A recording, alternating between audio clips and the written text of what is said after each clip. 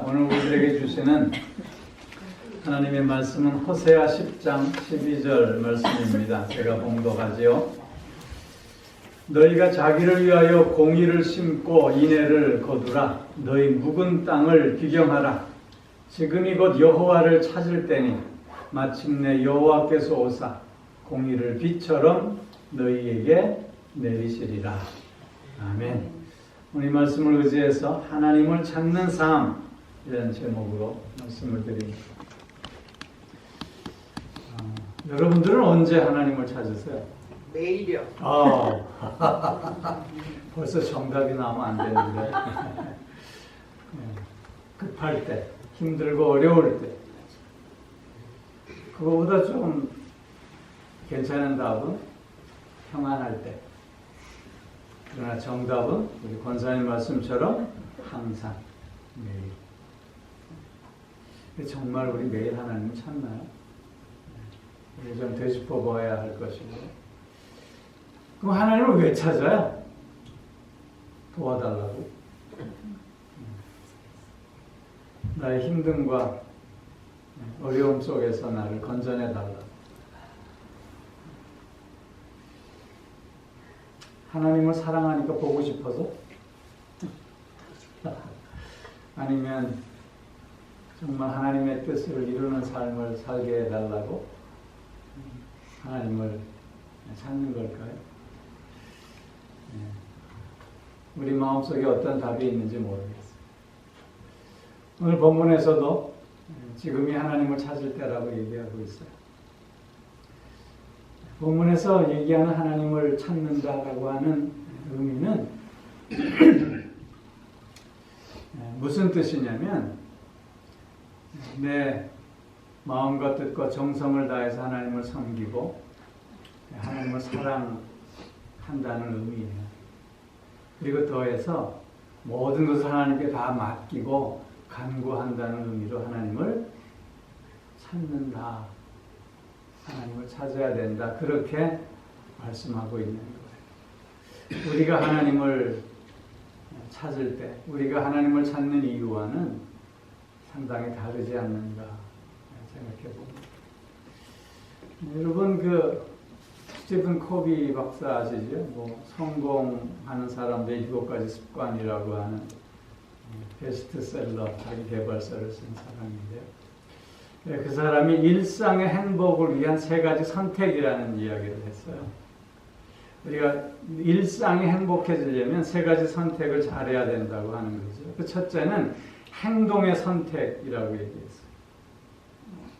무슨 뜻이냐면 나의 목적과 계획 하에서 내가 능동적으로 행동하고 있느냐 아니면 상황과 환경에 떠밀려서 수동적으로 행동하고 있느냐. 그것이 굉장히 중요하다고 하는 거예요. 행복한 삶을 위해서. 겉으로 보여지는 모습은 똑같을 수 있어도 그러나 그 삶의 내용과 질, 그 삶의 결과는 너무나도 다를 수밖에 없다고 하는 거죠. 두 번째는 목적의 선택이라고 얘기했어요.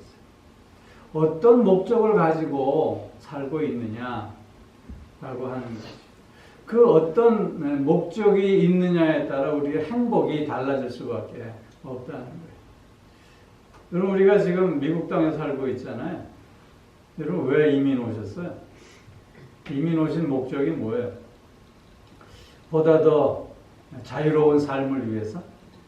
한국은 너무 체면치레하는 게 힘들고 어려우니까 보다 더 자유롭게 그런 거 상관없이 남 의식하지 않고 살기 위해서 미국에 왔다라고 하는 분들도 있더라고요.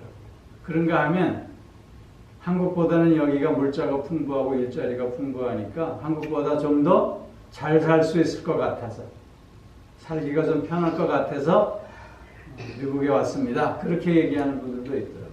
그런가 하면 자녀들 교육 때문에 왔습니다. 그렇게 얘기하는 분들도 있더라고요. 여러분 어떤 목적을 갖고 미국에 오셨는가에 따라 우리의 삶의 모습이, 우리의 삶의 방법이 달라질 수밖에 없는 것 아니냐 하는 것이죠. 똑같이 돈을 벌어도 어떤 사람은 남과 나누기 위해서, 부재하기 위해서 돈을 버는 사람이 있고, 어떤 사람은 더 많이 긁어 모아 남들보다 더 많이 가지려는 목적으로 돈을 버는 사람이 있어요. 똑같이 돈을 벌어도 그 삶의 질이 다를 수밖에 없고, 그 삶의 만족이 다를 수밖에 없는 거죠. 어떤 목적을 갖고 있느냐? 그 목적의 선택이 행복을 좌우한다는 거예요.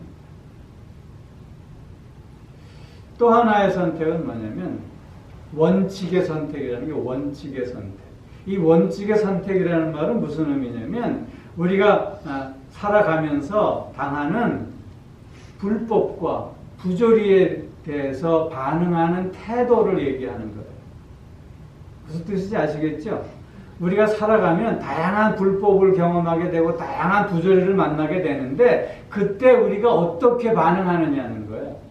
세상과 적당히 타협하며 쉽고 빠른 길을 갈 것인가? 아니면 어렵고 힘들더라도 바른 길을 갈 것인가? 그게 원칙의 선택에 있다는 거죠. 넓고 편안한 길을 갈 것인가? 아니면 좁고 협착한 길, 불편한 길을 갈 것인가? 그게 원칙의 선택이다.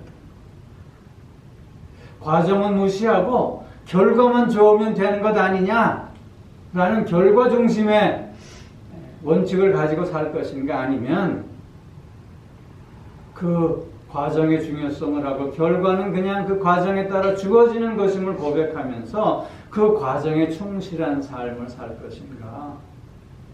그 원칙의 선택이 우리의 행복을 좌우한다고 합니다. 행동의 선택, 목적의 선택, 원칙의 선택. 이걸 다르게 한마디로 표현하면 하나님을 따르는 삶이냐 아니면 세상을 쫓는 삶이냐 이렇게 나눠볼 수 있을 것 같아요. 하나님을 찾는다라고 하는 것은 하나님을 따른다고 하는 의미예요. 여러분 저희가요 할아버지를 수시로 찾아요. 놀아달라고 찾지요. 자기 응석받아 달라고 찾지요. 또 뭐 이렇게 저렇게 도와달라고 찾지요. 또 어떤 데 시중 들어달라고 찾아요. 밥을 먹여달라, 응가한 거 닦아달라, 뭐 이빨을 닦아달라. 그런데 우리가 하나님을 찾는 것도 그런 식이 돼서는 안 되잖아요. 하나님을 찾는다는 건 다른 뜻이에요. 무슨 뜻이겠어요? 정말 내 마음과 뜻과 정성을 다해서 하나님을 사랑하고 하나님의 뜻에 순종한다는 의미로 우리가 하나님을 찾아야 된다라는 것이죠. 그러면 오늘 우리가 함께 읽은 본문을 통해서 하나님을 찾는다고 하는 건 뭘 의미하느냐 하는 것이요. 먼저는 공의를 심는다는 거예요. 공의를 심는. 너희가 자기를 위하여 공의를 심고 인애를 거두라 그렇게 말씀합니다. 공의를 심는다라고 하는 건 하나님의 뜻을 실천해 간다고 하는 걸 의미해요. 하나님의 뜻을 실천해 가는 자들은 여기 인애를 거두라 그랬는데 우리가 그 전에 읽은 개역성경에 보면 긍휼을 거두리라 그래요. 긍휼로. 그건 뭐냐면 하나님께서 우리를 긍휼히 여겨주시고 하나님께서 우리에게 인애를 부어주셔서 우리가 심은 그 의의 열매들을 거두게 하신다는 거예요. 이 말씀. 그러니까 여기 너희가 자기를 위하여 공의를 심고 인애를 거두라라고 하는 것은 뭐냐면 왜 나를 위하여 공의를 심어야 하냐면 그것이 바로 하나님께서 나로 하여금 의의 열매를 거두게 하시기 때문에 결국 나를 위한 일이 될 수밖에 없다는 거예요. 하나님을 찾는 삶은 첫째로는 공의를 심는 삶. 여러분 만고 진리의 법칙이 뭐예요? 심은 대로 거두리라. 우리가 선을 심으면 선의 열매를 거둬요. 우리가 공의를 심으면 공의의 열매를 거두는 거예요. 그러나 우리가 불법을 심고 죄악을 심으면 죄악의 열매를 거둘 수밖에 없는 거예요. 하나님을 찾는다고 하는 것은 하나님의 공의를 심는 거예요. 즉 하나님의 뜻을 실천해 가는 거예요. 그렇기에 공의를 심는다라고 하는 건 사랑을 심어야 돼요. 하나님은 사랑이십니다. 하나님의 뜻은 사랑입니다. 사랑을 심을 수 있어요. 여러분 레미제라블에 보면 이런 명대사가 있어요. 누군가를 사랑하는 것이 곧 하나님의 얼굴을 보는 것이다. 누군가를 사랑하는 것이 하나님의 얼굴을 보는 것이다. 여러분 우리의 마음속에 미움, 다툼, 시기, 질투는 버리고 오직 사랑으로 모두를 대하고 품어갈 수 있어야 합니다. 왜냐하면 그것이 하나님을 찾는 자의 바른 모습이기 때문이다. 우리는 보다 더 큰 사랑으로 서로에게 다가갈 수 있어야 될 줄로 믿습니다. 또 한 가지, 공의를 심는다라고 하는 건 우리가 다른 무엇보다도 진실을 심을 수 있어야 된다는 거예요. 왜냐하면 지금 우리가 사는 이 세상은 너무나 거짓과 위선이 판을 치고 있는 세상입니다. 진실이 무엇인지 잘 찾아볼 수 없는 시대에 우리가 살고 있어요. 그렇기에 하나님을 찾는 자로 공의를 심고자 한다면 늘 진실을 심을 수 있어요. 진실을 심을 수 있어요. 지금 이 순간 그 진실로 말미암아 내가 손해를 보고 내가 핍박을 받는다 할지라도 우리는 결코 진실을 포기해서는 안 되겠다라고 합니다. 왜냐하면 그것이 하나님의 공의를 심는 것이고 그 진실이 결국은 나로 하여금 승리의 열매를 누릴 수 있게 해주기 때문이다. 진실한 사람이 그래서 겸손한 사람입니다. 진실한 사람만이 겸손해질 수 있다고 하는 거예요. 겸손한 사람이 바른 사람 아니겠습니까? 사랑으로 다가가고 진실을 심고자 하는 사람이 결국 하나님의 뜻을 이루어가는 사람이에요. 그래서 그가 하나님을 찾는 합당한 사람이라고 하는 것이죠. 하나님의 뜻을 이루어가는 데 있어서 우리가 더 많은 것을 얘기할 수 있지만 무엇보다도 사랑과 진실을 심고자 하는 우리들이 꼭 되어졌으면 좋겠습니다. 그럴 때 우리의 마음에 평안이 있습니다. 그럴 때 우리의 마음에 자유함이 있습니다. 그럴 때 우리의 마음에 넉넉함과 여유가 있어지는 거예요. 여러분, 사랑과 진실로 우리의 삶을 더욱더 풍성하게 하는 은혜와 복이 꼭 있어지기를 주의 이름으로 축원합니다. 두 번째로 보면 너희 묵은 땅을 비경하라 그랬어요. 하나님을 찾는 삶의 모습은 묵은 땅을 비경하라는 거예요. 묵은 땅, 버려진 땅이에요. 관리되지 않아 잡초가 무성한 땅이에요. 그걸 갈아엎고 옥토가 되게 해야 한다는 거예요. 호세아 선지자가 활동하던 시대는 북왕국 여로보암 2세 때였어요.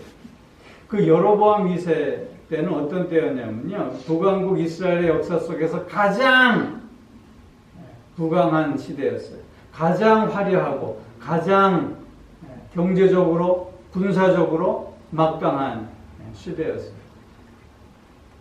그런데 그 북왕국 이스라엘이 그렇게 부강해지면 부강해질수록 경제적으로 부해지면 부해질수록 오히려 하나님을 향해 더 나아가는 것이 아니라 우상을 향해 더 나아가기에 바빴어요. 풍요의 신이라고 알려진 오히려 바알을 숭배하기에 더 정신이 없었어요. 백성들은 물질 막는주의에 빠져서 어떻게든지 자기의 뱃속을 먼저 채우겠다고 혈안이 되었던 그런 시대였어요.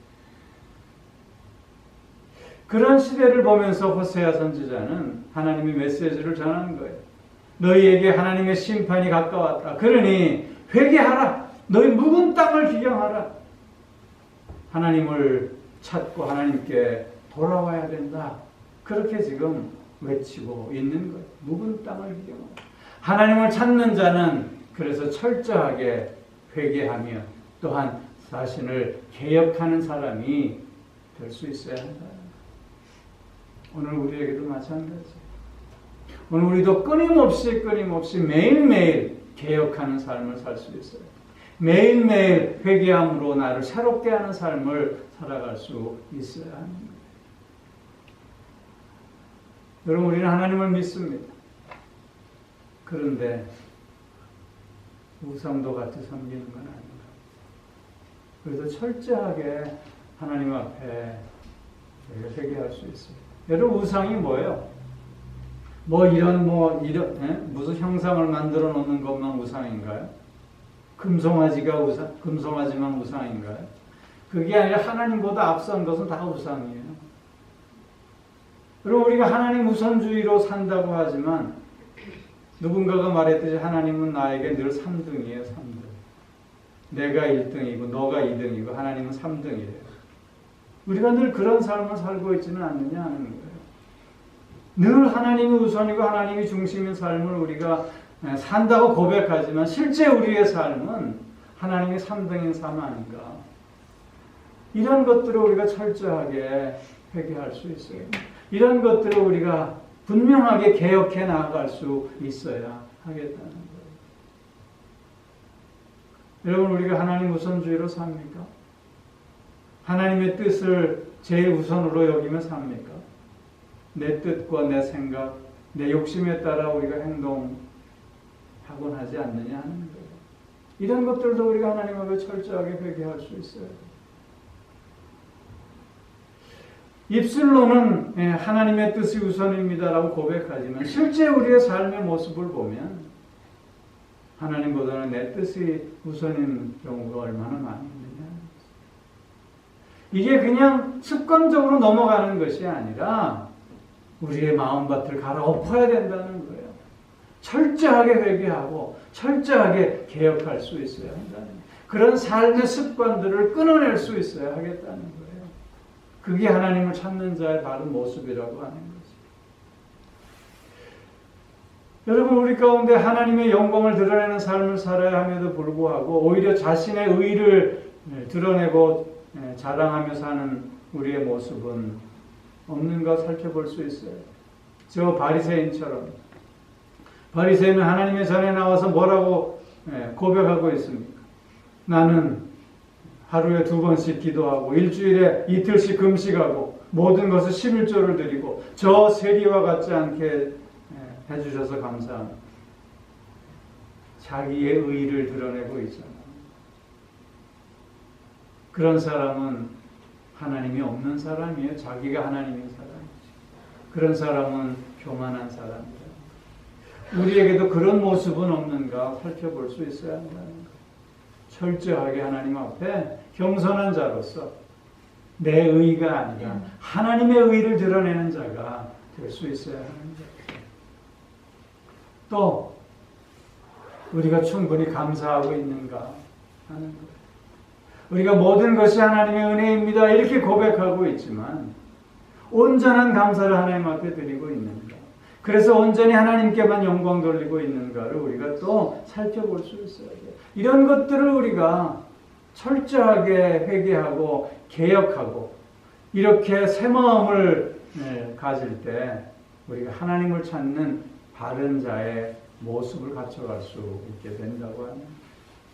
여러분, 우리의 마음이 새로워지지 않으면 결코 하나님의 공의를 심을 수 없습니다. 우리의 마음이 새로워지지 않으면 결코 하나님을 찾을 수도 없고 하나님을 만날 수도 없는 거예요. 날마다 나를 개혁해가는 우리들의 삶이 되어야 할 줄로 믿습니다. 우리 기독교 전통이 뭐야? 리폼드 처치예요. 리폼드 처치. 한 번 개혁해서 되는 것이 아니라 매일매일 개혁해 가야 하는 거예요. 매일매일 나의 삶을 점검하고 매일매일 나의 삶을 새롭게 하는